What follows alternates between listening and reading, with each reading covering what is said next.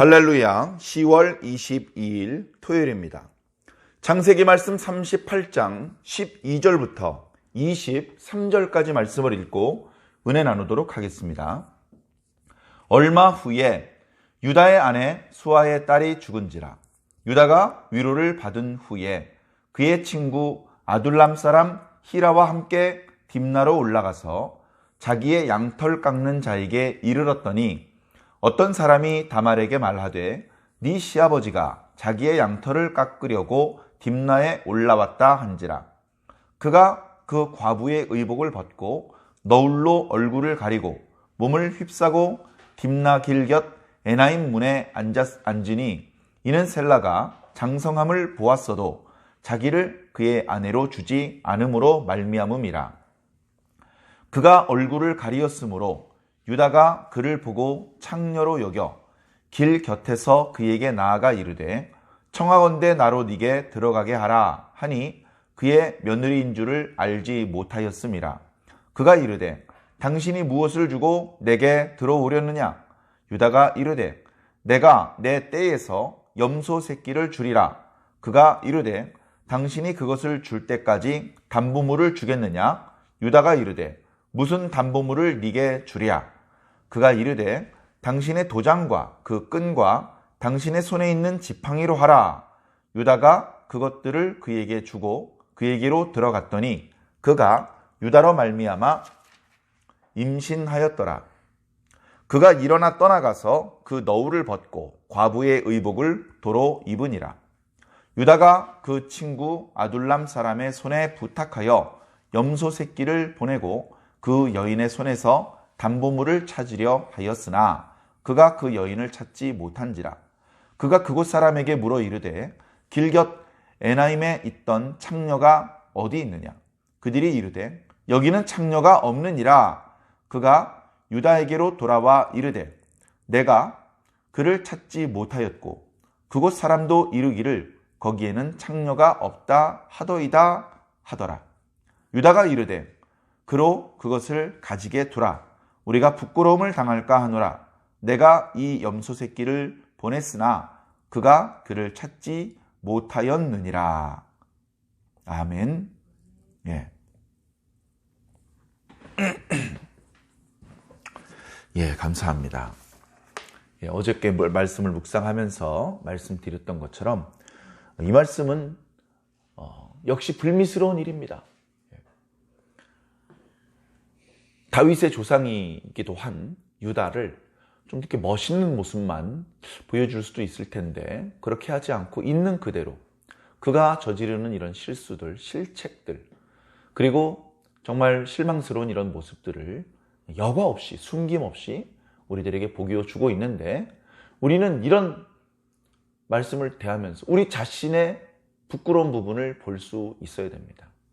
지혜롭지 못한 사람은 이런 말씀을 대하면서 봐 유다도 이렇게 했잖아 괜찮은 거야 이런 식으로 자신의 실책을 합리화시키기 위해서 이 말씀을 인용하고 그런 용도로 사용하는 경우도 있습니다만 이 말씀을 여기 이렇게 기록해 놓으신 하나님의 의도는 보았느냐 다 따라하거라 이런 의도로 기록한 것이 절대 아닙니다.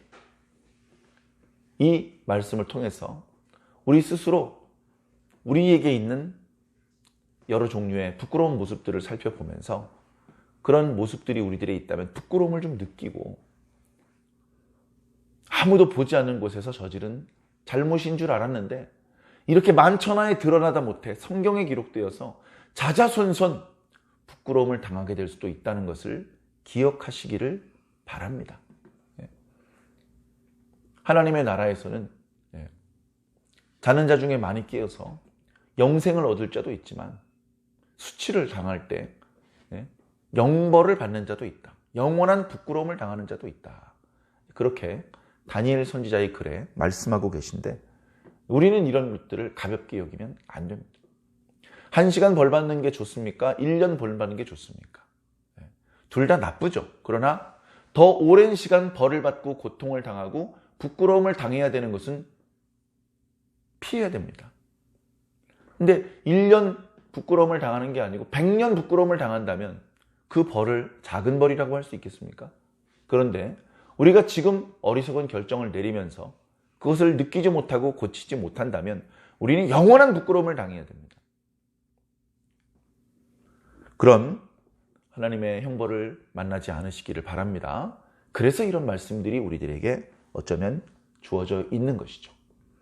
38장은 그동안 야곱과 유다의 이야기가 흘러내려오다가 중간에 야곱과 요셉의 이야기가 내려오다가 중간에 유다의 이야기가 나오는 것인데, 자, 지난 시간에 말씀드렸던 것처럼 유다는 여러 가지로 실망스러운 모습을 보이기 시작을 했습니다. 일단 형제들과 떨어져 지내고 꽤 오랫동안, 적게 잡아도 수십 년 동안, 아주 적게 잡아도 20년 이상을 형제들, 아버지하고 떨어져서 지냅니다.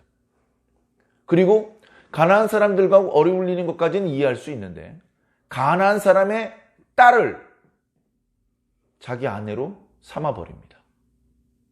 자기 할아버지, 자기 증조 할아버지, 기뻐하지 않으셨던 일입니다. 그런데 유다가 지금 다른 12 형제들 중에서 가장 모범이 되어야 할 것 같은 유다가 이런 실책을 저지르고 있습니다. 실책이라고 하기 좀 어렵죠. 잘하다가 어쩌다 한번 잘못하면 실수라고 말할 수 있고 실책이라고 말할 수 있는데 계속 반복해서 잘못을 저지르고 있다면 이게 이 사람의 실력인 것이죠. 유다의 실력은, 유다의 본래 수준은 그리 높지 않은, 오히려 중간보다 못한 수준이었다는 것을 성경은 여과 없이 우리들에게 보여주고 있습니다. 가나안 사람들과 어울리더니 품행이 단정하지 못하고 가나안 여자의 이렇게 아름다움을 보고 데려가서 동침을 해버립니다. 2절 말씀을 보면 아내로 맞이했다 이런 표현이 아니고 데려가서 끌고 가서 동침해버렸다는 얘기입니다. 나이 어린 자녀를 둔 부모는 이 부분을 자녀들이 물어볼 때 민망해서 설명을 못할 그런 지경입니다. 그래 놓고서는 거기서부터 아들들이 태어납니다. 첫째 아들 에르, 둘째 아들 오난, 셋째 아들 셀라. 그래 놓고서는 첫째 아들이 장성하니까, 한 20살은 됐다는 얘기잖아요. 장성하니까 며느리를 붙여줍니다. 며느리의 이름이 다말이에요. 그런데 원인은 알려져 있지 않지만 첫째 아들이 하나님께서 보실 때 악해요. 그동안 하나님께서 이렇게까지 하신 적이 없는데 애를 죽여버리십니다. 그 과정에서 아무 잘못도 없었던 다말은 과부가 됩니다. 고대의 유목민들의 풍습대로 남편에게 남동생이 있기 때문에 그 남동생이 형수와 동침을 해야 됩니다. 잠자리를 같이 해서 형수가 아들을 가질 수 있도록 해줘야 돼요. 그렇게 해서 아들을 임신하고 출산하게 되면 그 아들은 자기 아들이 아니고 형수의 아들이고 형의 아들이 되는 것입니다. 그렇게 해서 형의 이름이 족보에서 지워지지 않게, 그리고 형수가 남편도 아버지도 아들도 없는, 아무 부양가족이 없는 비참한 삶을 살지 않고 그 아들을 의지해서 평생을 불행하지 않게 살 수 있도록 해주는 것이 고대의 유목민들의 풍습이었습니다. 그렇게 이제 해 주어야 되는데 둘째 오난이 아이고 어차피 내 아들 될 것도 아닌데 하면서 설정을 해버립니다. 그 모습을 하나님께서 보셨어요. 하나님 보시기에 악하다. 첫째 아들 죽이셨던 거를 둘째 아들도 죽이십니다. 가나안 여자를 맞이해서 아내를 삼았지만 아들을 셋을 낳았을 때는 유다가 기분이 나쁘지 않았을 것입니다. 우리 아버지는 아들을 12를 낳았는데 나도 벌써 3명을 낳았네. 하나님께서 우리 아버지에게 축복하시기를 번성하게 될 것이라고 하시더니 아이고 내가 우리 형님보다 아들 숫자는 더 많은 것 같으네. 뭐 그랬는지 모르겠는데 유다가 눈치채기도 전에, 왜 이런 일이 발생됐지 감지하기도 전에 하나님께서 첫째 아들과 둘째 아들을 죽이십니다. 그 죽는 원인을 영적으로 깨어있는 사람이라면 알았을 거예요. 아, 내 아들들이 악하구나. 하나님께서 보시기에 악하구나. 그래서 하나님께서 진노하셔서 죽이셨구나. 아니, 그런 영적인 깨어있는 상태라면 자기 아들들이 하나님 눈에 보시기에 악하지 않도록 훈계를 했을 것입니다. 내 이놈, 그것은 하나님께서 기뻐하시는 것이 아니야. 당장 멈춰. 이렇게 지도했어야 했는데 유다는 그렇게 아이들을 지도하지 못한 것 같습니다. 그래, 첫째 아들이 죽고 둘째 아들마저 죽었는데 그 원인이 자신에게 있다는 것을 모르고 있는 것이죠. 그런 경우 대부분 첫째 아들과 둘째 아들이 죽은 원인을 며느리에게 돌리기 쉽습니다. 합리적으로 며느리가 어떤 구체적인 잘못을 해서가 아닙니다. 그냥 누구의 책임인지 애매한 경우 가장 힘이 없는 사람, 제가 그런 게 아니에요 라고 저항할 수 없는 사람에게 덮어 씌우는 것이 오늘날이나 과거나 동일한 인간의 아주 악한 습관이죠. 그래, 성경에 그렇게까지 기록되고 있지는 않습니다만 유다는 시아버지로서 며느리에게 네 아버지 집으로 돌아가라. 지금 자기 친정집에서 유다의 집으로 시집을 들어온 거잖아요. 근데 다시 돌려보냅니다. 여자가 자기 친정집으로 결혼을 했는데 되돌아간다는 것은 엄청난 불명입니다. 그런 처분을 내리는 데에는 합당한 이유가 필요해요. 그래, 그 이유를 셋째 아들을 주어서 아들을 가질 수 있게 주어야 되는데 셋째 아들이 아직 어리다. 그건 이해할 수 있죠. 아들을 주긴 줄 건데 아직 어리니까 이 아이가 장성하면 다시 부르겠다. 그렇게 이야기를 하고 돌려보내는 겁니다.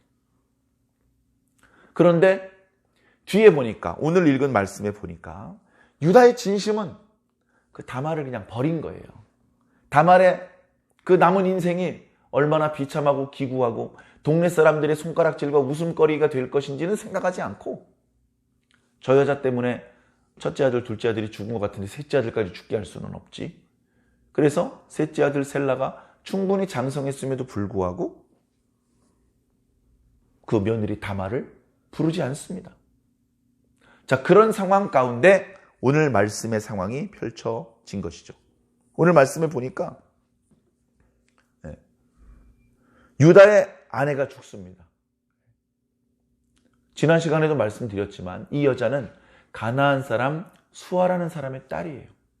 여자의 이름도 안 나와요. 중요하지 않으니까. 그런데 이 여자가 죽어요. 어떻게 다 죽는지 잘 모르겠습니다. 죽으니까 이제 장사를 치렀겠죠. 그 장례 기간이 있겠죠. 그 죽은 사람을 애도하고 유가족들을 위로하는 기간이 있겠죠. 그죠? 그 기간이 끝났어요. 끝나가지고 이제 유다는 자유의 몸이 되었습니다. 아내가 있을 때에는 바람을 피면 안 돼요. 이제 아내가 없어요. 자유롭다고, 자유로워. 아주 인격이 고매한 사람이 자유로우면 그 자유를 가지고 아름다운 그림을 그리거나 아름다운 작품을 남기겠지만, 수준 이하의 사람이 자유를 얻으면 반드시 죄 짓는데 그 자유를 사용하게 됩니다. 지금 상황이 사실은 매우 안 좋아요. 지금 아들 둘이 죽었고요. 아내가 죽었어요. 그러면 그 집안 분위기 전체가 초상집 분위기여야 합니다. 그런데 야곱이 자기 아내 라헬이 죽었을 때, 자기 아버지 이삭이 죽었을 때, 그리고 요셉이 죽은 줄 알았을 때 우는 것처럼 유다는 울지 않아요. 유다가 슬퍼하고 자기 옷을 찢고 울고 통곡하고 애통하고 애석하게 생각하고 그런 거 없습니다. 아들 죽었어? 둘째야, 네 본분을 다하렴. 둘째 죽었어? 며느라, 집으로 가 있으렴. 아내 죽었어? 자유다! 이런 수준이라는 말입니다. 아무렇지도 않게 자기가 기르던 양떼를 끌고 딥나로 갑니다. 양의 털 깎기 위해서죠. 양치기들이 큰 돈을 버는 방법은 양의 털을 깎아서 그 털을 파는 것입니다. 그 털을 가지고 많은 것들을 만들어냅니다. 아주 중요한 것이죠. 오늘날 우리들도 양모로 양복도 만들고 겨울옷도 만들고, 그것은 즐기면서 따뜻하기 때문에 그 유목민들에게 없어서는 안 되는 것들입니다. 그래서 자기가 가지고 있는 양과 염소의 숫자가 줄어들지 않으면서, 그러면서 그 양을 치는 일로 큰 돈을 버는 것, 거의 1년에 한 번 정도 양의 털을 깎을 때입니다. 큰 돈을 벌고, 또 일부러 그 털을 깎을 때는요, 다른 그 농사를 짓는 것이 추수가 되는, 요즘 말로 뭐 추석이나 이렇게 음식이 풍부할 때, 그때 양털을 깎아요. 그걸 팔아가지고 그걸로 이제 곡식을 사기도 하고, 흥청망청 여러 날 술을 마시기도 합니다. 그러니까 술 마시러 딥나에 간 거예요. 술을 마시러. 딥나에 가가지고요, 술 마시러 갑니다. 술 마시고요, 욕정이 동하는 거죠. 욕정이. 아내는 죽었고 성적인 욕구는 밑에서 올라오고, 그래가지고 술 먹고 비틀거리는데, 저녁이 아심한데 이렇게 보면 으슥한데 창녀들이 앉아서 손님을 받고 있는데, 그런 손님을 받을 창녀들이 앉아있을 만한 거리를 이렇게 다니다 보니까 마침 누가 앉아있어요. 누가 앉아있어요. 근데 그 여자는 정말로 창녀가 아닙니다. 사실은 누구냐면요, 자기 며느리예요. 며느리가 소식을 들은 거예요. 야, 니네 시아버지가 양털을 깎으려고 딥나루 갔대. 야, 근데 니네 시아버지 너 왜 다시 안 부른대니? 그 막내들 셀라가 벌써 장성해가지고 듬직한 청년이 됐어. 근데 왜 안 부른다니? 그걸 뻔히 알죠. 자기 시아버지 집에서 동네 사람들의 손가락질을 받으면서 숨죽이고 살고 있는데, 시아버지가 자기를 불러주기를 기다리고 있는데 안 불러주는 거예요. 소식을 들어보니 그 집 막내 아들은 이미 충분히 장성을 했어요. 그런데도 이제 안 불러주는 것이죠. 그래도 항의할 수가 없습니다. 왜 안 불러주십니까? 요구하기가 어려운 상황이에요. 그러던 차에 시아버지가 그러고 있습니다. 그러니까 시아버지가 있을 만한 곳에 가 있는 거예요. 과부의 옷을 입고 있습니다. 수절한 사람의 옷을 입고 있었는데 그걸 벗어놓고, 그리고 얼굴을 너울로 가립니다. 가리고 다른 온몸을 이제 가리는 것이죠. 가리고서 그 사람들 지나다니는 문 앞에 이렇게 앉아 있습니다. 그러니까 거기 비틀비틀 유다가 술 취해가지고 나오다가, 해보시오, 나랑 하룻밤 같이 잡시다, 이렇게 얘기를 한 거예요. 유다의 수준이 그런 수준이란 말입니다. 자, 근데 이 여자가 유다의 며느리잖아요. 예, 값은 얼마나 치르시겠습니까? 나 가축들이 많은 사람이야, 나. 내가 염소 새끼 한 마리 줄게. 그거면 충분하지? 네. 좋습니다. 그런데 지금은 염소 새끼가 옆에 없네요. 그러면 담보물을 주십시오. 담보물을 주면 오늘 하룻밤 같이 자겠습니다. 그래? 뭘 담보물로 줄까? 선생님, 양치기라고 하는 걸 보니까 도장 있으시겠네요. 도장하고요, 지금 입고 계신 옷의 그 허리끈하고요, 그리고 가지고 계신 지팡이를 맡겨주십시오. 보니까 선생님한테 이게 꼭 필요한 것 같은데 제가 잘 맡아두겠습니다. 염소 새끼를 보내시면 담보물들을 돌려보내겠습니다. 그래, 들어가자 해가지고 하룻밤 같이 잤어요. 네? 시아버지하고 며느리랑 같이 잔 거예요. 자, 가만히 생각해 보세요. 지금 한두 마디 말을 주고받은 게 아니에요. 여러 마리 말을 주고받았어요. 근데도 자기 며느리인지를 몰라요. 술을 많이 마셨기 때문일 수도 있고, 또 다른 측면으로는 며느리에 대해서 관심이 없는 거예요. 나한테 며느리가 있긴 있었나? 이름 뭔지 기억도 안 나네? 목소리가 기억나겠습니까? 말투가 기억나겠습니까? 관심도 없는 거예요, 관심도. 그러고서는 이런 말도 안 되는 실수를 저지른 겁니다. 이 하룻밤에 이 여자가 임신을 했어요. 임신을 했어. 그 사실을 모르고 다음날 일어나서 아이고 머리야. 갈 길을 가야지 하면서 자기 친구를 부릅니다. 왜? 그 염소 새끼 한 마리를 주고 담보물을 찾아야 되니까. 자기가 직접 가면 어젯밤에 만났던 사람 또 낮에 봐야 되잖아. 부끄럽고 창피하니까 친구한테 부탁을 하는 거예요. 이보게 친구, 나 어저께 사실 이런 일이 있었는데 자네가 좀 이렇게 좀 내 담보물 좀 찾아주게. 헤헤, 자네 어디 갔나 했더니 재미 보고 있었구만. 이러면서 친구가 흔쾌히 그 부탁을 들어줍니다. 그래가지고 가요. 어디로 가든 거기쯤 어디 있다 그러니 없는 거예요. 없어. 그래가지고 그 동네에 사는 사람한테 수소문을 해본 것이죠. 아니, 여기 앉아서 항상 그 창녀짓 하는 여자 어디 삽니까? 무슨 소리요? 우리 동네 창로 같은 거 없어. 에? 그래가지고 의아해가지고 다시 유다에게 돌아옵니다. 아니, 내가 못 찾았고 그 동네 사람들한테 물어보니까 그 동네 창녀가 아예 없대는데? 아이고, 큰일 났네. 큰일 난 게 두 가지가 큰일 났습니다. 도장과 끈과 지팡이를 되찾지 못한 게 큰일 났어요. 이 도장은요, 일반 사람 가지고 있을 필요가 없어요. 양이 수천 마리 이상 가지고 있는 그런 농장주, 이 정도 되는 사람이 도장을 가지고 있는 겁니다. 다시 말해서 유다는 벌써 꽤 부자예요. 그 친구들을 거느리고 있는 거예요. 그런 상황인데 도장을 못 찾게 생겼어요. 도장에 물론 유다 이렇게 쓴 건 아닌 것 같아요. 그러니까 유다가 뒤에 뭐라 그러냐면, 쉿, 야, 이건 너하고 나하고만 알고 있자. 그리고 그 여자가 내 지팡이나 끈이랑 도장 그냥 가지라고 해. 나 도장 새로 만들지 뭐. 야, 그게 들통나면 이 동네 사람들한테나 큰 망신이다. 무슨 말이냐면 그 동네에는 창녀가 없어요. 창녀하고 잔 것이라면, 값을 치르고 창녀와 잔 것이라면 크게 동네 사람들한테 욕을 먹을 일은 아닙니다. 아내가 있는 상태도 아니었기 때문에. 그런데 그게 아니고 창녀가 없는 동네에서 어떤 여자랑 같이 잤어요. 그건 틀림없이 그 동네 어떤 여자랑 잔 거예요. 그게 발각나잖아요. 창녀도 아닌 여자랑 잠잔 게 발각이 나면 이건 진짜 고개를 들고 다닐 수 없는 일이죠. 그런 상황이니까 쉬 하면서 덮으려고 하고 있습니다. 그렇게 덮으려고 자기 친구 입단속을 하는 내용으로 오늘 말씀이 이제 멈추어지는데, 이렇게 덮는다고 문제가 해결되겠습니까? 냄새나는 것은 덮어라.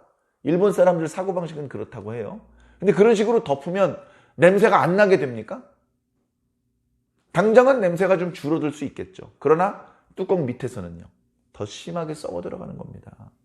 정말 안타깝지만, 정말 이렇게 구역질 나고 힘들지만 사실 냄새 나는 걸 다 엎어가지고 끊어내고 씻어내고 그렇게 처리를 해야 냄새가 안 나는 거예요. 뚜껑을 덮을 필요가 없는 상태로 만들어야 되는 겁니다.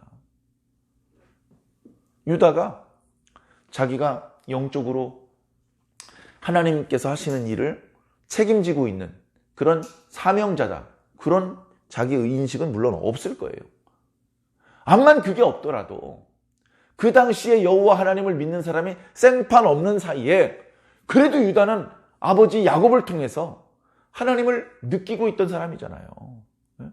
가지고 있던 드라빔 같은 거 다 모아다가 나무 밑에 묻어버리고 베델로 올라가서 엘베델을 외치는 아버지를 보면서 하나님께서 살아계신가 보다.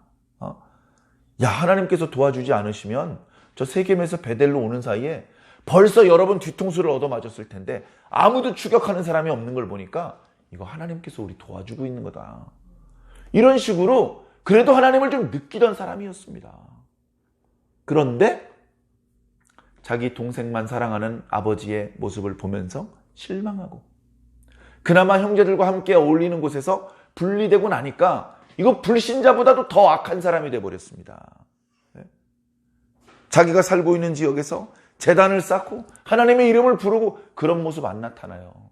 가난한 여자들 아내로 얻고 사람 죽어도 슬퍼하지도 않고 그냥 자기 멋대로 살아가는 이런 모습. 사랑하는 성도 여러분, 혹시 저와 여러분들의 모습이 이런 모습은 아닙니까? 오늘날 그리스도인들의 모습이 이런 모습은 아닙니까?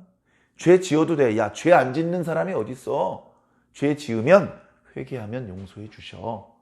걱정하지 마. 괜찮아. 이런 식의 사고방식을 가지고 있는 그리스도인들이 의외로 많습니다. 죄를 무서워하고 죄를 두려워해야 됩니다. 죄를 저지를 때 이거 저질러야 되나 말아야 되나?